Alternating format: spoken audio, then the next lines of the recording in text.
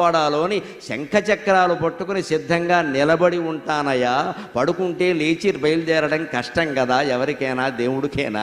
ఎవరో మేలుకొలుపు పాడాలి, సుప్రభాతం పాడాలి, లేవాలి, బయలుదేరాలి. అంతకంటే నిలబడి సిద్ధంగా ఆయుధాలతో సహా ఉంటే వెళ్ళి కాపాడొచ్చును కదా అని నిలబడి ఉంటానయ్యా అనే సమాధానాన్ని స్వామి నా మనస్సులో స్ఫురింపజేశారు శ్రీ వెంకటేశ్వర లీలగా.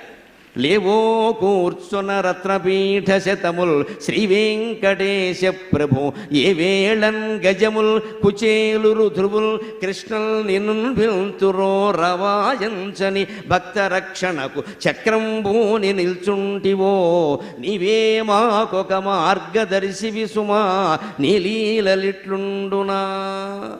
ఇంకొక లీల స్వామివారి యొక్క తత్వంలో మనం గమనించాలి.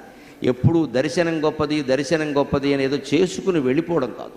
నిజంగానే గుడిలో దర్శనమే గొప్పది. దర్శనం అంటే ఏమిటి?